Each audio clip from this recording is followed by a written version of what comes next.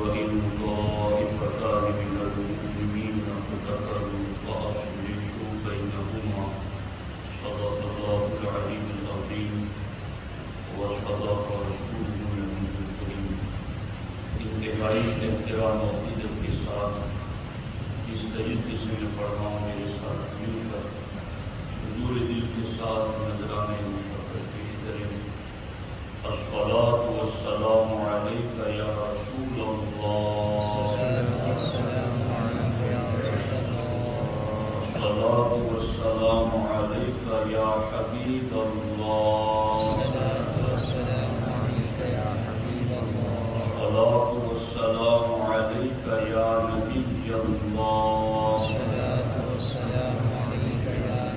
اللہ، وعلی آلک واصحابک یا نور اللہ، صلی اللہ تعالی علیہ وسلم۔ دوستان محترم، اصلاح معاشرہ کے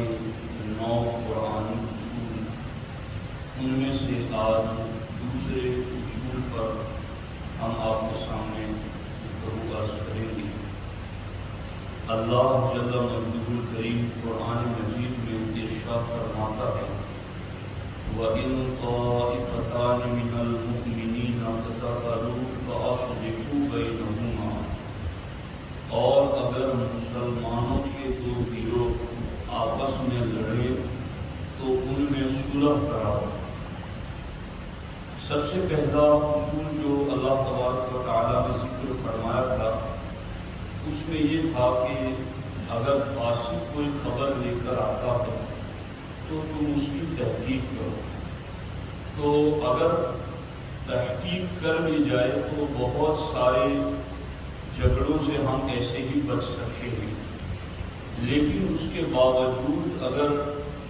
بات پہنچ گئی، سچی بھی تھی اور جھگڑا ہو گیا، تو اب اللہ تبارک و تعالی ہمیں حکم فرماتا ہے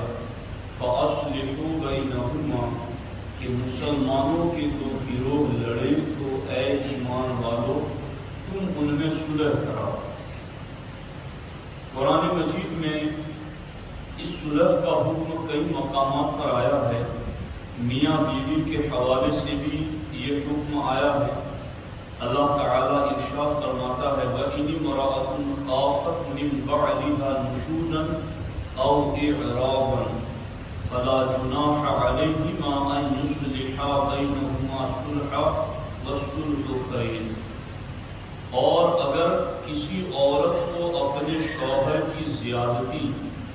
یا بے رغبتی کا اندیشہ ہو، یعنی عورت کو ایسا لگے کہ میرا شوہر مجھ پر کچھ زیادتی کر رہا ہے، مار پیٹ کر رہا ہے یا مجھ سے منہ موڑ رہا ہے، تو پھر کیا کرنا چاہیے؟ فَلَا جُنَاحَ عَلَيْهِمَا أَن يُصْلِحَا بَيْنَهُمَا صُلْحًا وَالصُّلْحُ خَيْرٌ، تو ان پر کوئی حرج نہیں کہ آپس میں صلح کر لیں اور صلح کرنا ہی بہتر ہے۔ یہاں عورت اور مرد کا معاملہ پیش آیا تو وہاں بھی اللہ تبارک و تعالیٰ نے صلح کا حکم عطا فرمایا۔ اسی طریقے سے قرآن مجید میں دوسرے مقام پر یسألونک عن الانفال قل الانفال للہ والرسول فاتقوا اللہ واصلحوا ذات بینکم، اے محبوب تم سے مال غنیمت کے بارے میں لوگ پوچھتے ہیں تو تم فرماؤ غنیمت کے مالوں کے مالک اللہ و رسول ہیں، تو اللہ سے ڈرتے رہو اور آپس میں صلح صفائی رکھو۔ یہاں بھی اللہ تبارک و تعالی نے آپس میں صلح کا حکم عطا فرمایا۔ ایک تیسرے مقام پر اللہ تعالیٰ نے ارشاد فرمایا لا خیر فی کثیر من نجواہم الا من امر بصدقۃ او معروف او اصلاح بین الناس، کہ ان کے اکثر خفیہ مشوروں میں کوئی بھلائی نہیں ہوتی، چھپ چھپ کے باتیں کرتے ہیں۔ اللہ تعالیٰ فرماتا ہے ان کے اکثر خفیہ مشوروں میں کوئی بھلائی نہیں ہوتی مگر ان لوگوں کے مشوروں میں بھلائی ہوتی ہے جو صدقے کا مشورہ کریں یا نیکی کا مشورہ کریں یا لوگوں میں باہم صلح کرانے کا مشورہ کریں۔ تو قرآن مجید میں ان 3 مقامات پر اللہ تبارک و تعالی نے اہل ایمان کو یہ اصول عطا فرمایا کہ اے ایمان والو، تم آپس میں صلح صفائی رکھو، صلح بنائے رکھو اور صلح کرواؤ۔ یہ حکم بھی ہے کہ جو قوم کے ذمہ دار ہیں، بااثر لوگ ہیں، وہ صلح کرائیں، اور جو ماتحت لوگ ہیں انہیں بھی حکم ہے کہ وہ صلح کا ماحول بنائے رکھیں۔ صلح کرنا اللہ و رسول کو اتنا زیادہ پسند ہے کہ آپ یقین کریں جھوٹ بولنا کتنا بڑا گناہ ہے، کبیرہ گناہ ہے، اور قرآن میں فرمایا لعنت اللہ علی الکاذبین، جھوٹوں پر اللہ کی لعنت ہوتی ہے۔ لیکن اگر 2 مومن بھائیوں کے درمیان صلح کا معاملہ ہو تو ہمارے آقا علیہ السلام فرماتے ہیں ایسے مقام پر اگر جھوٹ بولنا بھی پڑے تو میں اپنی امت کو اس کی بھی اجازت عطا کرتا ہوں کہ ایک کے پاس جائے اور کہیں کہ اس نے تجھے سلام کہا ہے، وہ تو تجھے اچھا سمجھتا ہے، تیرے بارے میں بہت اچھا گمان رکھتا ہے، اس کے پاس سے اس کے پاس جائیں تو کہیں کہ اس نے بھی تجھے سلام کہا ہے، تیرے بارے میں اچھی سوچ رکھتا ہے، حالانکہ دونوں کی طرف سے باتیں خلاف واقع ہوں، ایسا نہیں تھا، پھر بھی ایسا دونوں طرف کیا صلح کرانے کے لیے، تو ہمارے آقا علیہ السلام فرماتے ہیں اس نے گناہ نہیں کیا، اس نے یہ نیکی کا کام کیا ہے۔ تو صلح کرانا یہ اللہ و رسول کو بہت ہی زیادہ پسند ہے۔ اس سلسلے میں چند حدیثیں آپ کے سامنے رکھتا ہوں۔ اللہ کے رسول صلی اللہ علیہ وآلہ وسلم ارشاد فرماتے ہیں جو شخص لوگوں کے درمیان صلح کرائے گا اللہ جل شانہ اس کا معاملہ درست فرما دے گا اور اسے ہر کلمہ بولنے پر ایک غلام آزاد کرنے کا ثواب عطا فرمائے گا، اور جب وہ لوٹے گا تو اپنے پچھلے گناہوں سے مغفرت یافتہ لوٹے گا۔ یعنی یہ صلح کرانے والوں کو بشارت سنائی جائے کہ جو صلح کرانے کے لیے بڑھے گا، ادھر بات کرے گا ادھر بات کرے گا، دونوں میں بات کرے گا صلح کرانے کے لیے، تو ہر کلمے پر ایک غلام آزاد کرنے کا ثواب، اور غلام آزاد کرنے کا ثواب آپ جانتے ہیں کتنا زیادہ ہے۔ ہمارے آقا علیہ السلام نے فرمایا کہ جو غلام آزاد کرتا ہے تو غلام کے 2 ہاتھ، 2 پاؤں، 2 آنکھیں، اس کا وجود غلامی سے کوئی آزاد کرتا ہے، آزاد کرنے والے کو اللہ جہنم سے آزاد کرتا ہے۔ تو غلام آزاد کرنا کتنا بڑا ثواب رکھتا ہے، اور جب صلح کرانے کے لیے مومن چلتا ہے تو اس کے ہر کلمے پر اللہ ایک غلام آزاد کرنے کا ثواب عطا فرماتا ہے، اور جب وہ صلح کرا کے واپس پلٹتا ہے تو اس حال میں واپس پلٹتا ہے کہ وہ مغفرت یافتہ ہوتا ہے، اس کو بخشش کی سند مل چکی ہے کہ یہ مغفرت یافتہ ہے۔ یہ اتنا زیادہ اللہ اجر کیوں دے رہا ہے؟ اللہ کو پسند ہے کہ اس کے ایمان والے بندوں میں صلح رہے، ان کے درمیان آپس میں دشمنی، بغض، کینہ، حسد وغیرہ نہ رہے۔ اسی طریقے سے ہمارے آقا علیہ السلام کا فرمان ہے کہ کیا میں تمہیں روزہ، نماز اور صدقہ سے افضل عمل نہ بتاؤں؟ تو صحابہ کرام نے عرض کیا حضور ضرور بتائیں۔ روزہ، نماز اور صدقہ سے افضل عمل؟ اللہ کے رسول علیہ السلام نے ارشاد فرمایا وہ عمل آپس میں روٹھے ہوئوں میں صلح کرا دینا۔ نماز، روزہ اور صدقہ سے بھی اللہ کے رسول علیہ السلام نے اس کو افضل قرار دیا۔ ایک حدیث پاک اس ضمن میں آپ سنیں گے تو آپ کا ایمان تازہ ہو جائے گا۔ امیر المومنین حضرت عمر بن خطاب رضی اللہ تعالی عنہ اس بات کے شاہد ہیں۔ حضرت انس فرماتے ہیں کہ ہم سرکار کی بارگاہ میں بیٹھے تھے، اتنے میں اللہ کے رسول علیہ السلام نے تبسم فرمایا، مسکرائے سرکار، جس کی تسکی سے روتے ہوئے ہنس پڑے، اس تبسم کی عادت پہ لاکھوں سلام۔ سرکار نے مسکرایا۔ حضرت عمر نے بارگاہ رسالت اعلیٰ صاحبی کا صلاۃ و سلام میں عرض کیا، حضور میرے ماں باپ آپ پر قربان، آپ نے کیوں تبسم فرمایا؟ دیکھو وہ پوچھتے تھے، سرکار بتاتے تھے، اور ہم گنہگاروں کی بگڑی بن جاتی۔ انہوں نے پوچھا حضور کیوں تبسم فرمایا؟ سرکار نے فرمایا کہ میرے دو امتی اللہ کی بارگاہ میں دو زانو گر پڑے گے، دو جان اللہ کی بارگاہ میں گر پڑے گی۔ ایک کہے گا اے اللہ اس سے میرا انصاف دلا کہ اس نے مجھ پر ظلم کیا، تو اللہ تبارک و تعالی مدعی یعنی دعویٰ کرنے والے سے فرمائے گا کہ اب یہ جس پر تو دعویٰ کر رہا ہے کہ یہ ظالم ہے، اس کے پاس تو کوئی نیکی بچی ہی نہیں ہے، باقی حق مانگنے والے ساری نیکیاں لے گئے، تو اب تیرا انصاف کیسے دلایا جائے؟ اس کی نیکیاں ہوتی تو تمہیں بدلے ملنے دی جاتی، اب اس کی تو نیکیاں ختم ہو گئی ہیں۔ تو اس مظلوم اللہ نے اللہ کی بارگاہ میں عرض کیا کہ اب میرے گناہ اس کے سر ڈال دیے جائیں۔ اتنا کہتے کہتے اللہ کے رسول علیہ السلام رو پڑے، اور سرکار نے فرمایا کہ قیامت کے دن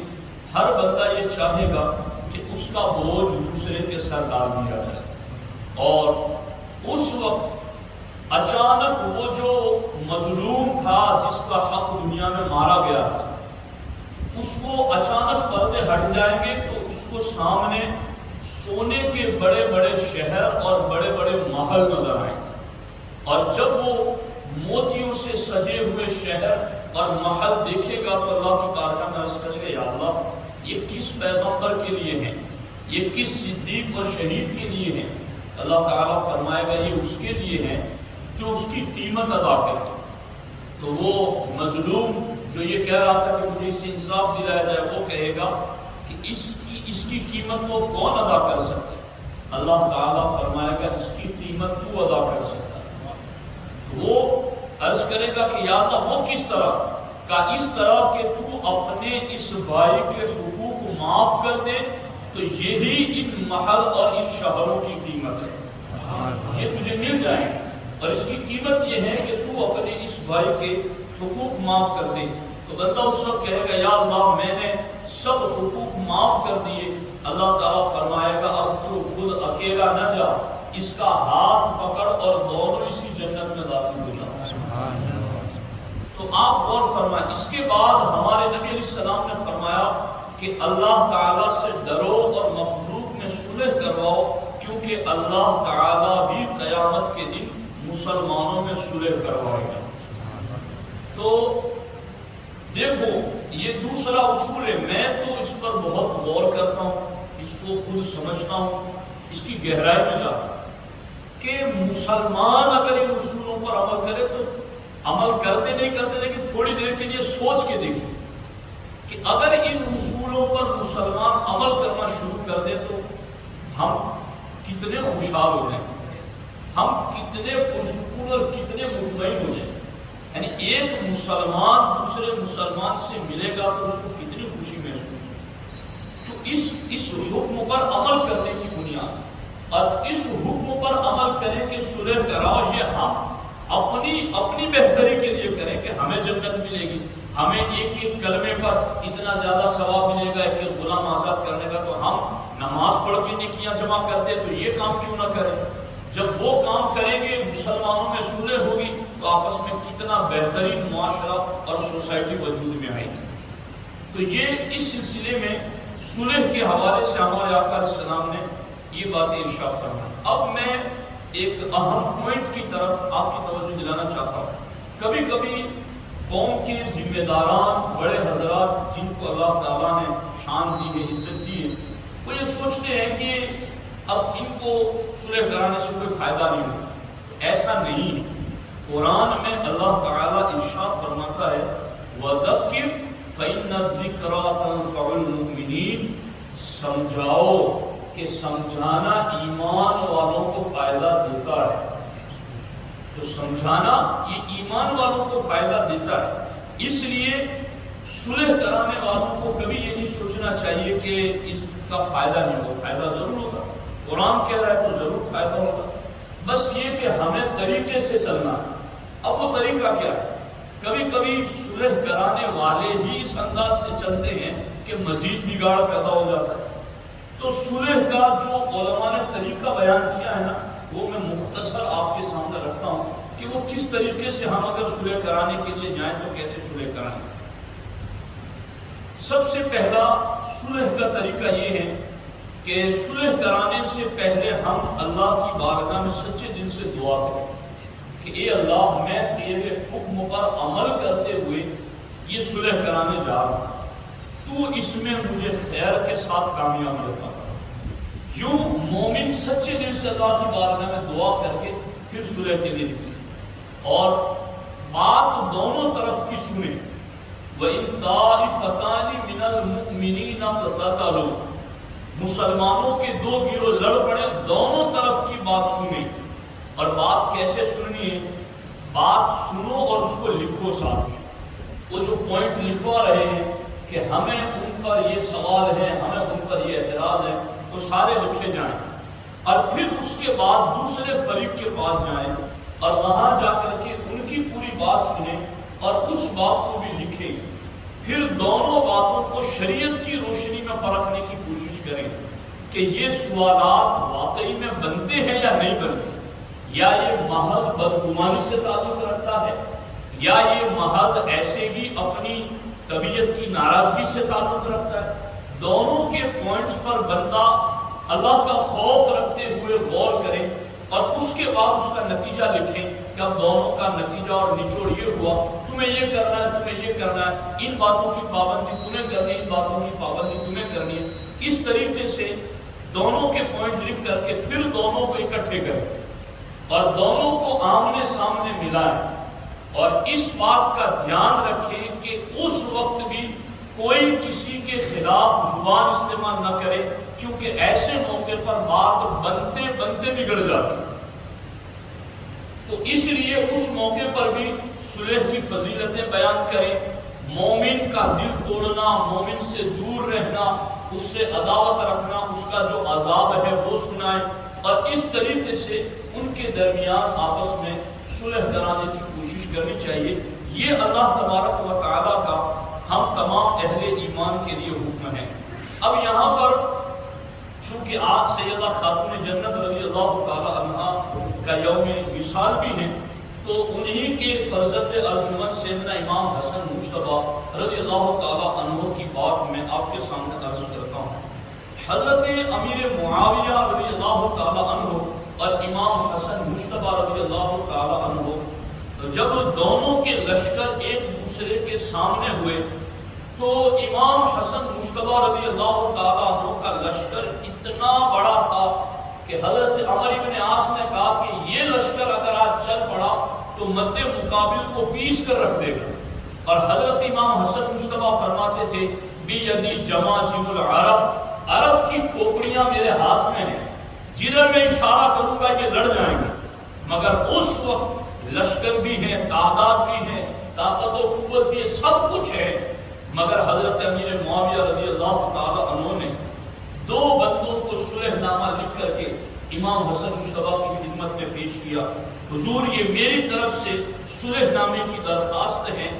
آپ جو شرط چاہتے ہیں اس پر لکھ دیں، میں اسے منظور کرنے کے لیے تیار ہوں، ہم صلح کر لیں۔ تو حضرت امام حسن مجتبیٰ، یعنی یہاں میں صلح پر وہ بات آپ کے سامنے رکھنا چاہتا ہوں کہ اگر میں کسی سے لڑ جاتا ہوں تو ہمارا کوئی دکان کا مسئلہ نہیں، پلاٹ کا مسئلہ نہیں، کوئی زمین جائیداد کا مسئلہ نہیں، تب صلح کرنا بہت آسان، مگر پوری سلطنت دے کر صلح کر لینا،